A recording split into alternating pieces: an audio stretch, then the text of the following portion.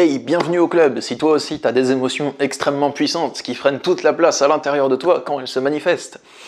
Le problème des personnes qui ont un fonctionnement hypersensible ou hyper empathique, c'est déjà que vous arrivez à vous connecter aux émotions des autres, vous arrivez à ressentir ce que les autres ressentent, mais des fois vous vous laissez même contaminer par cette émotion et vous la ressentez aussi. Mais même sans parler de ça, si on met ça de côté, eh bien vous ressentez vos propres émotions de manière extrêmement puissante. C'est-à-dire que par exemple, quand vous avez une angoisse, cette angoisse, vous commencez à la sentir comme étant importante.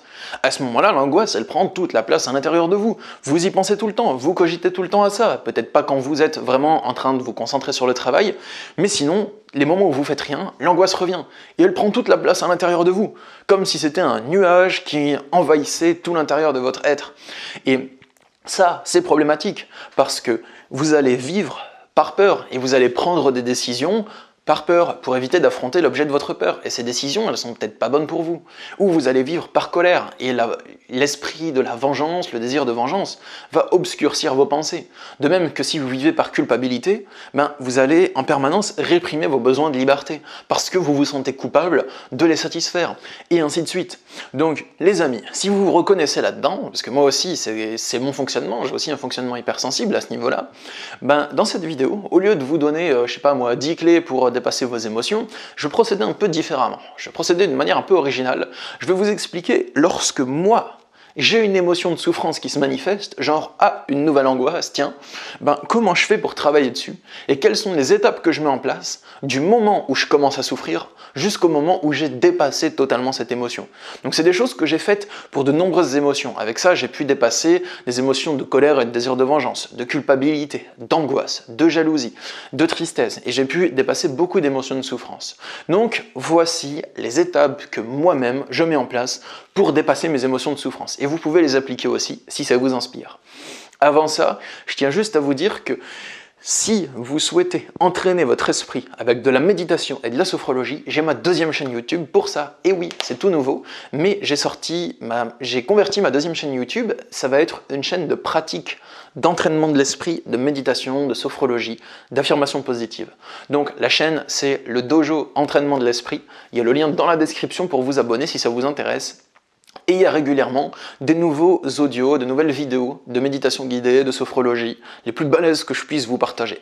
Donc voilà, si ça vous intéresse, abonnez-vous. Sur ce, c'est parti sur comment je gère mes émotions de souffrance.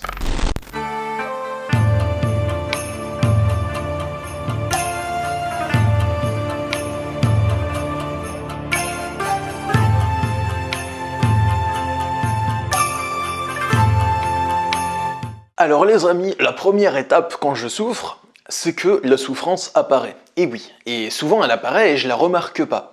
Donc ça veut dire que je souffre, mais je suis pas forcément conscient que je souffre. Et il y a un beau jour où ma souffrance, elle est de plus en plus récurrente. Et ou bien je travaille sur moi, j'évolue, et j'ai de plus en plus de conscience de ce qui se passe en moi. Et donc, je remarque que je souffre. Donc, dans un premier temps, pour moi, la première étape pour dépasser la souffrance, c'est déjà de remarquer que je souffre.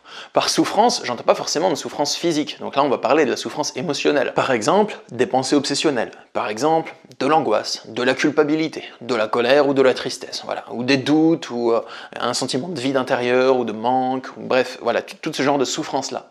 Donc je remarque que ma souffrance est là. Première étape, c'est un peu comme quand un Pokémon sauvage apparaît, et là c'est une souffrance sauvage apparaît. La deuxième étape, c'est que je dois nommer ma souffrance. Et ça, c'est un peu long, et ça demande de l'introspection. Ça se fait pas en 2 minutes, c'est un truc qui va me prendre plusieurs jours, et des fois ça me prend même plusieurs semaines d'arriver à nommer ma souffrance. Donc qu'est-ce que je ressens? Est-ce que j'ai de l'angoisse? Est-ce que j'ai un sentiment d'impuissance? Est-ce que j'ai un sentiment de vide existentiel? Est-ce que j'ai de la colère? Est-ce que j'ai de la rancune? Enfin voilà, c'est important d'arriver à mettre un mot dessus, parce que ça permet de me renseigner sur la nature de ce que je vis, et ça va me permettre d'avoir une meilleure compréhension du phénomène. Troisièmement, je souhaite avoir une compréhension du phénomène. Donc là, c'est les conseils que je vous donne si vous faites le truc seul. Après, si vous souhaitez payer les services d'un coach en développement personnel ou d'un sophrologue ou de quelqu'un qui va vous aider ou d'un thérapeute ou autre, ben c'est bien en fait. Ça va vous aider à faire ça plus vite que si vous n'y étiez seul. Enfin, logiquement, c'est le but quoi. De dépasser la souffrance plus vite que seul. Donc pour moi, c'est bien, c'est tout à fait honorable de le faire. C'est comme, je sais pas moi, vous avez un problème de plomberie, ben, vous n'avez pas envie de vous former à la plomberie, et ben, vous allez appeler un plombier. Et ça va vous aider. C'est de l'aide en fait. Donc, la troisième étape, c'est que j'observe ma souffrance pour en avoir une meilleure compréhension. J'observe, ça veut dire que au fur et à mesure de mes journées, j'essaye d'être de plus en plus conscient de ce qui se passe à l'intérieur de moi et j'essaye de noter, même pas forcément sur papier, hein, mais de noter dans ma tête à quel moment j'ai souffert, en lien avec quelle situation, qu'est-ce que j'ai ressenti à l'intérieur de moi, à quel moment je l'ai ressenti, qu'est-ce que j'essayais de faire dans mon esprit pendant que je souffrais. En gros, j'avais quoi comme type de pensée? Qu'est-ce que je voyais dans mes pensées? Et à quel moment précis s'est manifestée la souffrance? Et si je fais ça avec récurrence, au bout de plusieurs fois, ben je vais finir par comprendre plus nettement ce qui se passe en moi. Je vais finir par comprendre que je ressens, par exemple, de l'angoisse lorsque je suis confronté à telle situation extérieure et que dans telle situation, je me mets à penser de telle manière. Et ça, c'est même pas vraiment de la compréhension, c'est juste de la vision en fait. Vous voyez que dans telle situation extérieure récurrente, par exemple, je dois parler en public, je pense à telle chose, je pense que je n'y arriverai pas, et je ressens de l'angoisse. Et ça vous permet d'avoir une meilleure compréhension de ce qui se passe en vous. C'est simple, c'est quelque chose de simple, et c'est pas très complexe en fait, mais ça met parfois du temps à obtenir cette vision des choses. Parce que là, j'en parle avec recul, ça a l'air évident, mais quand vous êtes plongé dans le truc, vous avez peut-être tellement de pensées qui se bousculent que vous avez du mal à avoir une vision simple et objective de la situation. Donc ça peut prendre un peu de temps, cette étape. La compréhension, c'est important, mais pendant ce temps, je pense que si vous êtes vraiment en plein travail sur vous, en plein travail sur une émotion précise, comme je l'ai souvent été, mon conseil suivant, le quatrième conseil, ça va vous demander pas mal de courage et de self-control. Vous pouvez le faire petit à petit, hein, c'est pas nécessaire de le faire parfaitement du premier coup.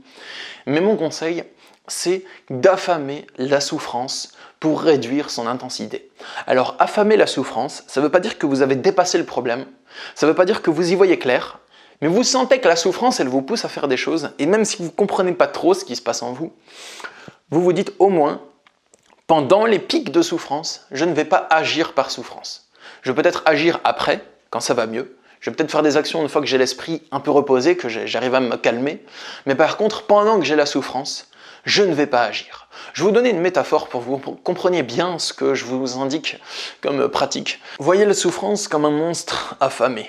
Dès lors que vous arrêtez de lui donner à manger, il s'énerve, il tape du poing, il casse des objets, et vous avez peur. Et pour l'apaiser, vous allez directement aller lui faire des offrandes de nourriture. Et dès que vous arrêtez de lui faire des offrandes, le monstre a faim et il vous fait peur, il fait du bruit, il hurle. Ça marche parce que vous l'avez nourri tout le temps. Donc le monstre, il est très fort parce que vous lui donnez tout le temps à manger, donc il peut se renforcer avec cette nourriture. Et dès qu'il a faim, comme il est fort parce qu'il a bien mangé, il peut faire beaucoup de bruit et il a des gros muscles.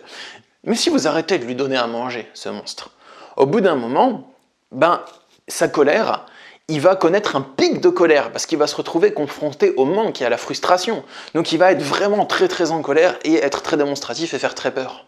Mais si vous arrivez à passer son pic de colère, au bout d'un moment, il n'aura plus d'énergie.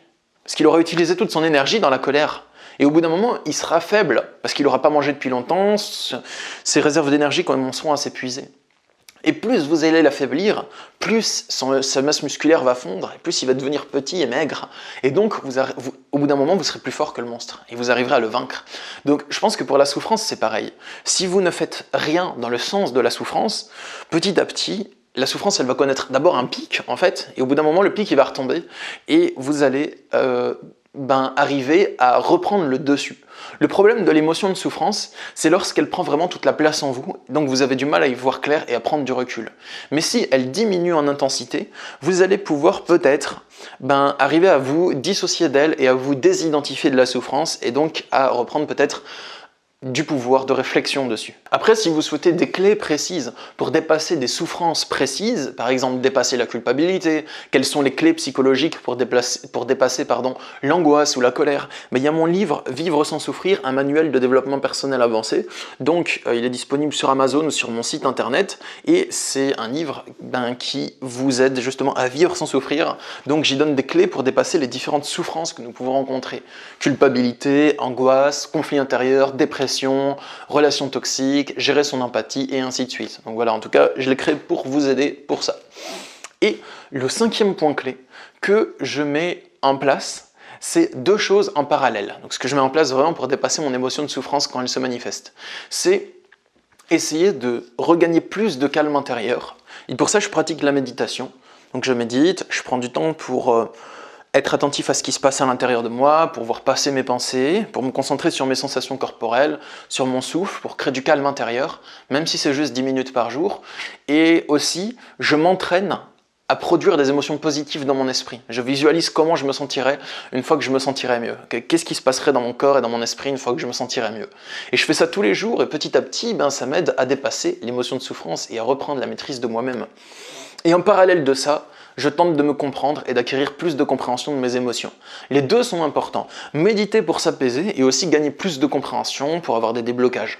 Mais c'est clair que si vous faites rien pour vous apaiser, que vous méditez pas, que vous essayez pas d'apaiser la souffrance, ça va être dur de comprendre parce que vous avez l'esprit embrumé par l'émotion. Après, la durée de tout ce processus, c'est propre à chacun et c'est propre à chaque émotion. Peut-être que vous allez faire tout ça pour une émotion précise en 1 mois et que vous allez arriver à la surpasser. Peut-être que vous allez faire tout ça pour une émotion précise en quelques années et que vous allez arriver à la dépasser en quelques années, mais évoluer sur d'autres sujets en même temps, bien sûr. C'est propre à chacun et à chaque émotion. Après, vous savez, les amis, ça peut paraître long de faire ça pendant plusieurs mois, mais que vous le fassiez ou que vous le fassiez pas, le temps passe en fait. Et ça veut pas dire que vous devez y consacrer toute votre énergie, mais que vous devez y consacrer simplement un peu de temps. Donc soit vous passez tout le temps juste à souffrir, soit à souffrir et à travailler sur vous tranquillement. Dans les 2 cas, le temps passe. Alors, mieux vaut avancer tout doucement que de laisser les émotions totalement nous dominer, si ça nous fait du mal en tout cas, du moins. Si la vidéo vous a plu, n'hésitez pas à la partager sur les réseaux sociaux, déjà ça soutiendra ma chaîne et ça pourra aider vos amis à prendre conscience de leurs émotions et à travailler sur eux. Sachez que vous pouvez vous abonner aussi pour pas manquer mes prochaines vidéos. Et je suis disponible en consultation de coaching en développement personnel. Donc, dans mes consultations de coaching, mon but, c'est de vous aider justement à comprendre vos émotions de souffrance et à mettre en place des stratégies pour les dépasser. Soit faire des actions précises qui vont vous aider à vous sentir mieux, à voir les choses sous un nouvel angle et à vous débloquer, soit à mieux comprendre ce qui se passe en vous, ou soit à entraîner votre esprit par des pratiques de sophrologie ou de méditation. Donc il y a le lien pour me contacter dans la description et vous êtes le ou la bienvenue pour un coaching si vous le souhaitez. Moi je vous envoie plein d'énergie positive, je vous dis à très bientôt pour de prochaines vidéos et surtout, prenez soin de vous. Au revoir.